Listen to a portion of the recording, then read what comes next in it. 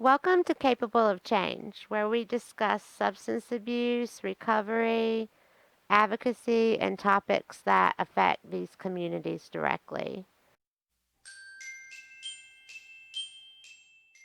So this week I participated in a press conference to advocate for women who are being held at NCCIW, Raleigh's Women's Prison. It is the central hub for women going to prison in the state of North Carolina. If you are sentenced to jail, and if you are sentenced to prison, you go to jail and then you go to NCCIW. If you are in Raleigh, you go to NCCIW. If you are in Fayetteville, you go to NCCIW. If you are in the mountains in Marion, you go to NCCIW. It is the first place you go. If you have a long sentence, they will send you somewhere else after you've been processed at NCCIW. But if you have a short sentence, you can do it there. And it's maximum security. So if you have a crime that they deem is worthy of holding you in a maximum security prison, you will stay there. Or if you keep getting infractions, you'll stay there. But if you have a low-level crime, maybe drugs or something, and you act like they want you to act, you're well behaved, then they will send you to another prison after a little while. But no matter what the crime is, if you get sentenced to prison time, you will be going to NCCIW first. And as a result, these women are crowded. They are in close quarters. The prison is definitely overcrowded. The women are experiencing outbreaks of COVID-19. They even had some deaths. And they really have little access to sanitary disinfectants. It's a disgusting, dirty, old prison. They don't have adequate hygiene products or masks. So we advocate on their behalf because they get forgotten a lot, and they need people on the outside that can help them.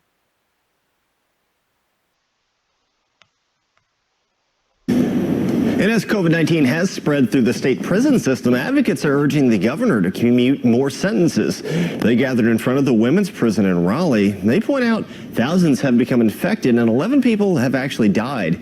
They're encouraging people to use the hashtag Cooper Must Care. So this is on the CBS 17 YouTube page and was on the news. But you can also find it on the Capable of Change Facebook page. It's Facebook at You Are Capable of Change. So give us a like over there so that we will show up in your timeline. Here you can see the Cooper Must Care press conference and, of course, a lot of other cool things about Raleigh, substance abuse, addiction, recovery,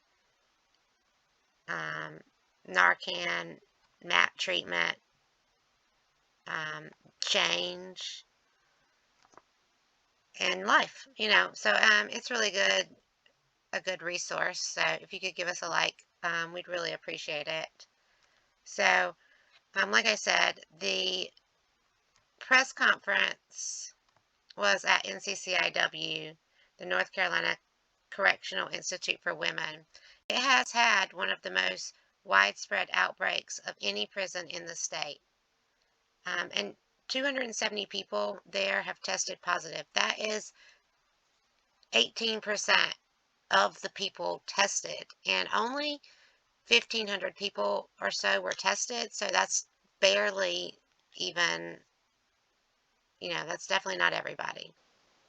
On the North Carolina Department of Public Safety website here, you can see that it says, since the pandemic began, a total of 877 of the 31,500 offender population has tested positive for COVID-19, and a total of 764 are presumed recovered under criteria established by the CDC and DHHS. You can find a lot of information about prison in regards to COVID-19 by just Googling North Carolina Department of Public Safety prison info on COVID-19. And they have a lot of good information on their website. These women, they can't go anywhere.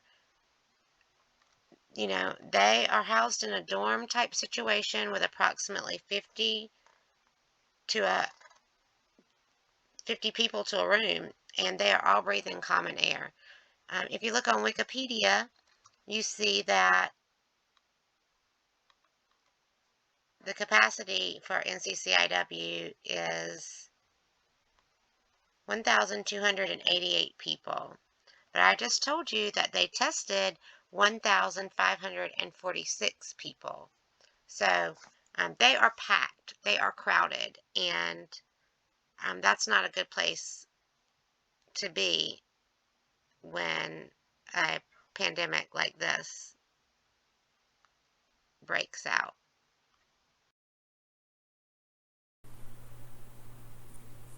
The healthcare situation at NCCIW is just pitiful. I mean, first of all, they don't even have air conditioning there. So there would be times when it got so hot in there that they had to evacuate the women and make them sleep on the floor in the gym because it would get so hot in the dorm rooms at NCCIW. I mean, if you can't afford air conditioning, how are you going to keep a virus from spreading? You know, like, another thing is you have to pay to see a doctor. And sometimes it takes a couple of weeks to even get a doctor. So you could be sick.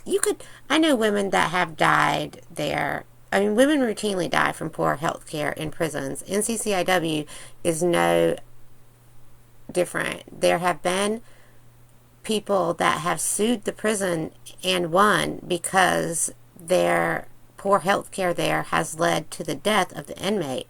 And recently, a lady just passed away. Her name was Faye. As you can see here in the photo, she died from COVID-19 complications here at NCCIW. So it is a bad situation.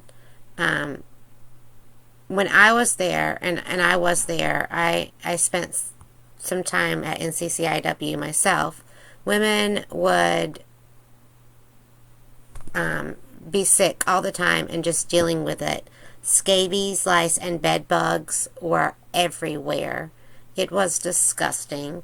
I mean, the prisoners clean up themselves. They do the cleaning, so depending on, the guards don't live there. The prisoners live there. So depending on the guard, I mean, it was just disgusting. The place was disgusting. I really don't have anything else to say about that.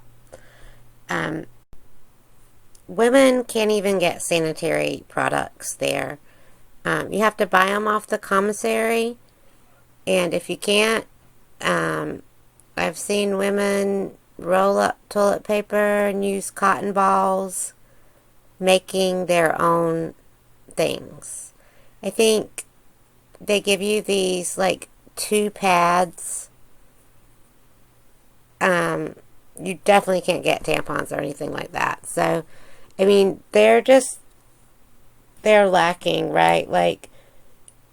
Criminal justice standards require that prisons provide inmates with access to necessary sanitary and basic hygiene items free of charge. That's if you can't afford it, right?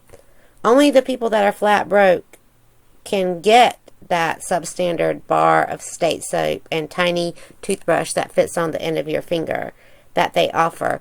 If you have a job where you're making $1 a day, because that's what they pay you, $1 a day if you're lucky.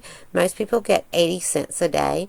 But if you have that money, it disqualifies you to get state products. You can't get state deodorant, which doesn't work. It's disgusting. The products, of course, are filled with horrible, horrible ingredients. They are generally made on site by the prisoners. So, I mean, I can't say enough bad things about the products they give you if you are if you have to rely on state products in there, which many women do, because a lot of them, there's not jobs for everybody, and a lot of them, I mean, just don't want to work for 80 cents a day. Why even work? I mean, it is basically state sponsored slavery, if you ask me. But of course, nobody did. Um, so, to think that prison officials are on top of things in regards of cleaning and keeping these women and prisoners social distanced and following the rules, it's a dangerous misconception. Nobody's doing that. These guards, they go and lock themselves in a hub. They watch you on a screen, and as long as you aren't cutting somebody's neck or shanking somebody, they leave you alone. They rely on snitches to tattle, and they stay out of it. A lot of them are scared, and a lot of them don't really care. They're just there to collect a check. So, like I said, as a person who was formerly incarcerated at NCCIW, I can promise you that even before COVID, they didn't care, and they left you alone to fend for yourself, and they definitely didn't clean things. And, I mean, I doubt it's changed any. In fact, I have heard from inmates that it is not the case. Nothing has changed. Everything is a mess there in that prison. And also, I have contacts in the detention center downtown, the jail, and they say it's horrible. Like, basically what they do is, if you test positive, or even if you're not test positive, if you run a fever, they basically just chunk you in the hole. They put you in isolation, and not even for 14 days. They put you in isolation for a few days. And also, those a lot of cases, they are all, even in isolation, your air vents are run off the same as everybody else's. So, I mean, it may do a little bit of good, but not much. News just recently did an excellent expose on the conditions in the notorious San Quentin prison. It is an island, so it's pretty isolated. I'll put the link down in the description, but it's on YouTube, as you can see right here. And if you forget, you can just go to the Capable of Change Facebook page and find it there.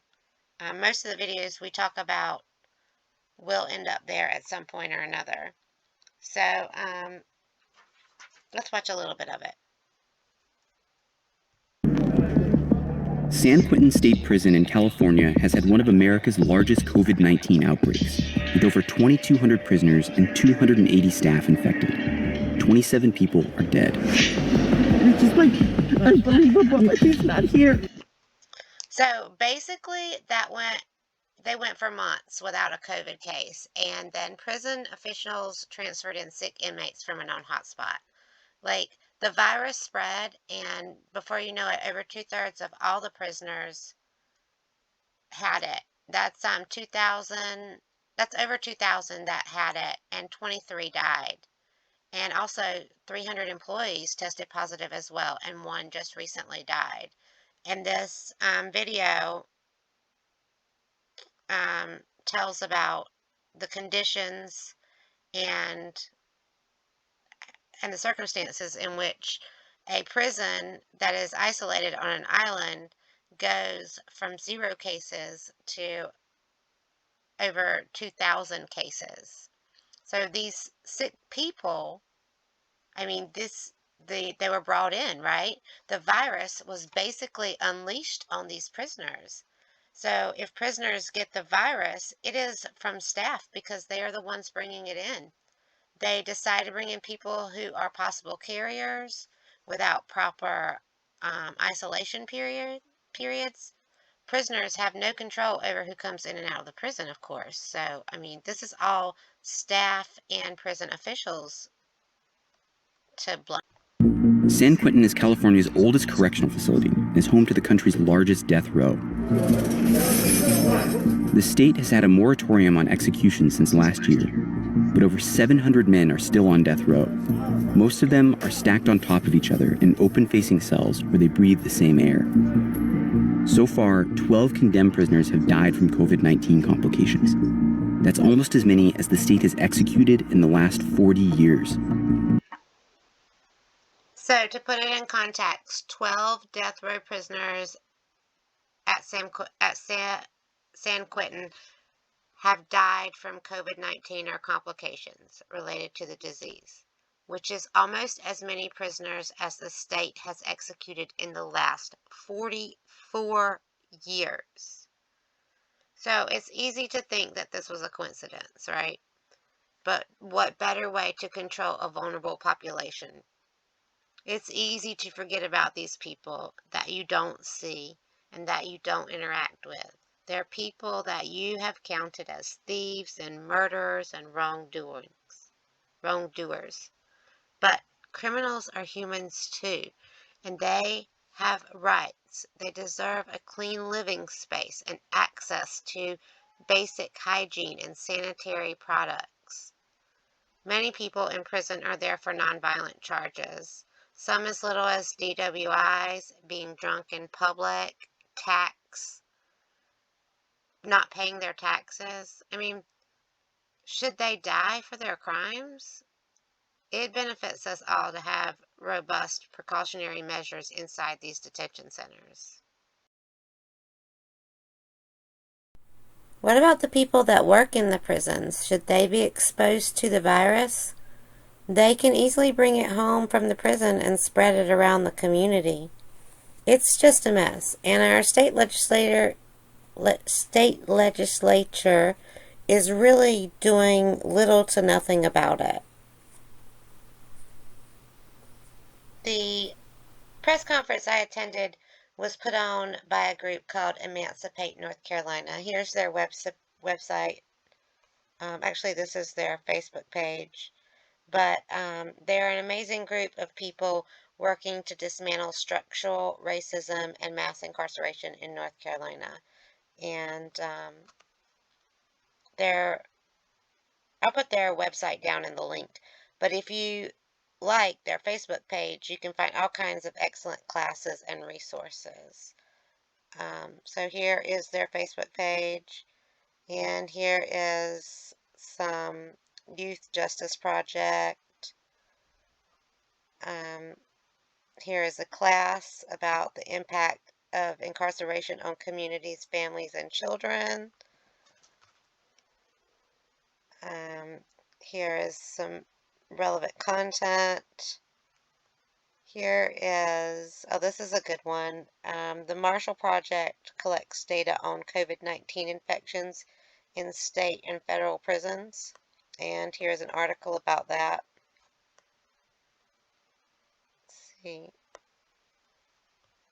You can find that at the marshallproject.org, and it tells you about prison cases, positive tests, and gives you a lot of graphs and content. You can search by state.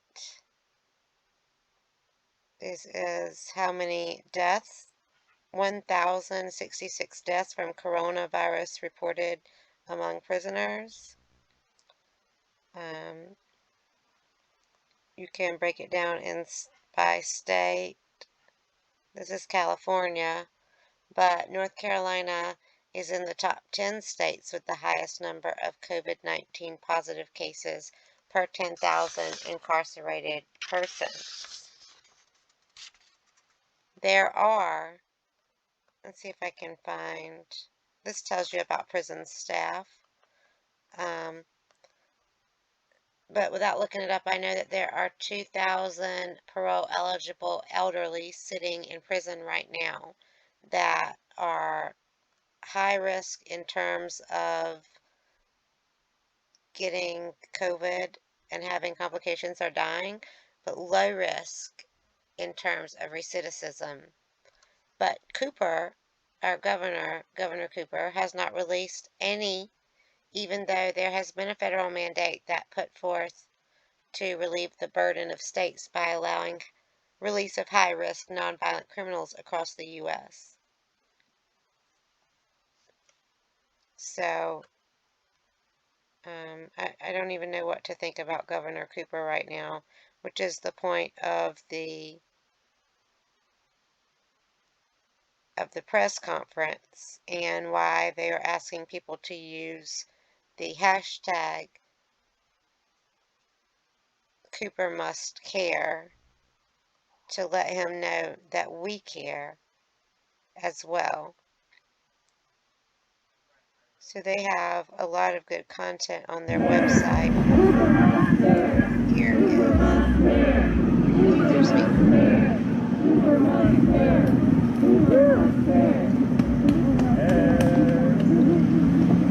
So here's the live stream of the, if I do that, it'll keep playing it. But here's the live stream of the press conference, so you can see it all.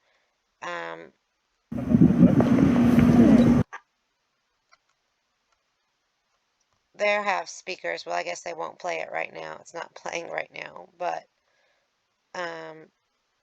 they have speakers that it's great content. So I would advise giving a look at it if you have a chance. It's on the Emancipate North Carolina Facebook page. So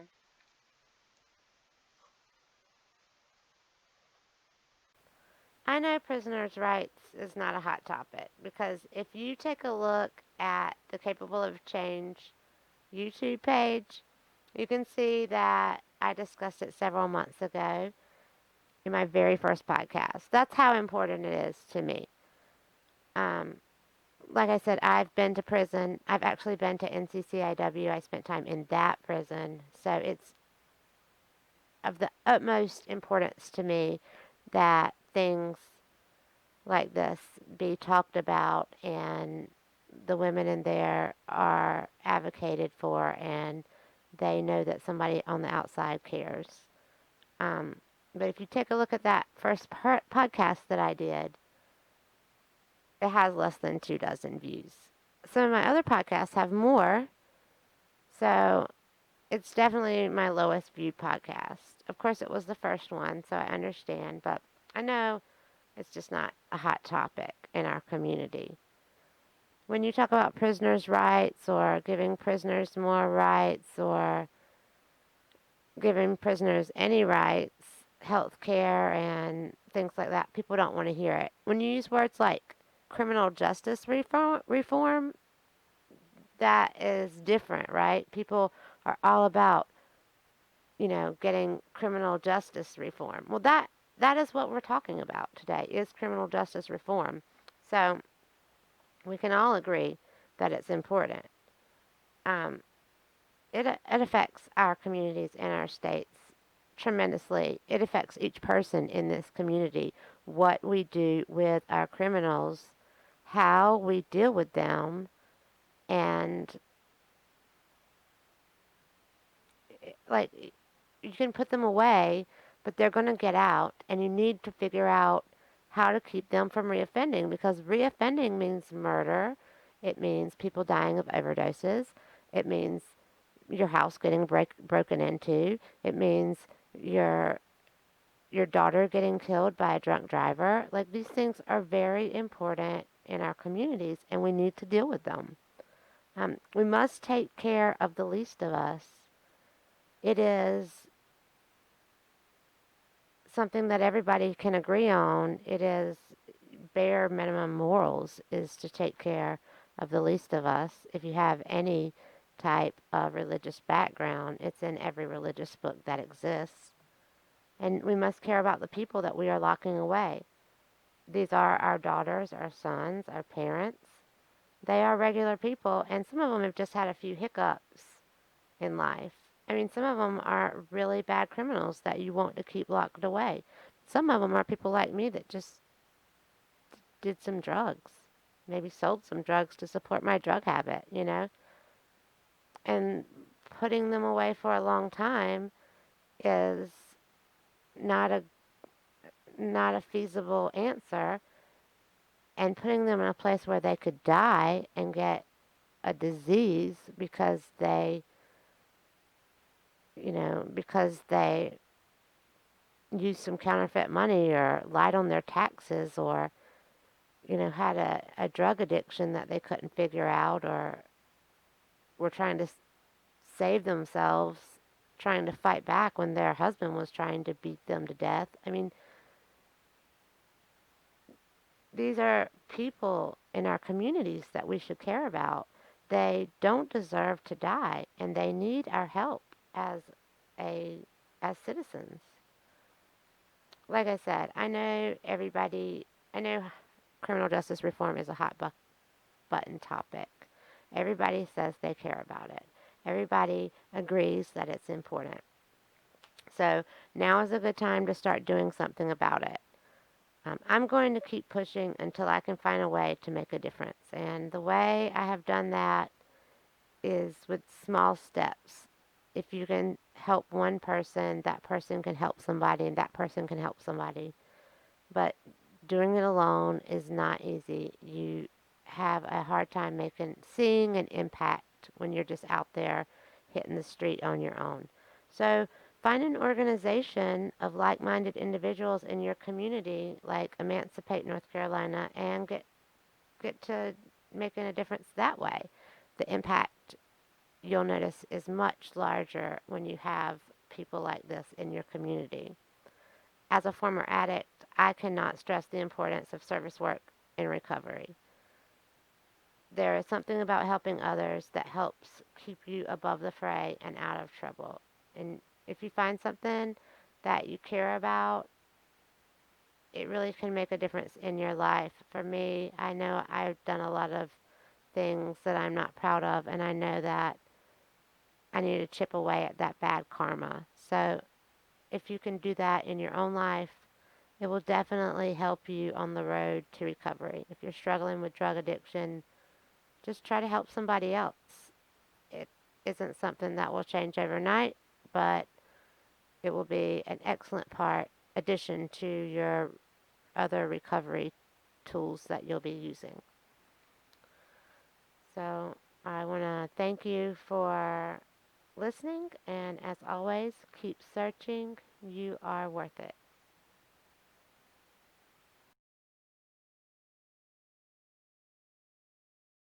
Thank you for watching Capable of Change. Hit the subscribe button for more awesome cat videos. Babe, quit talking. Oh, yeah, cat videos.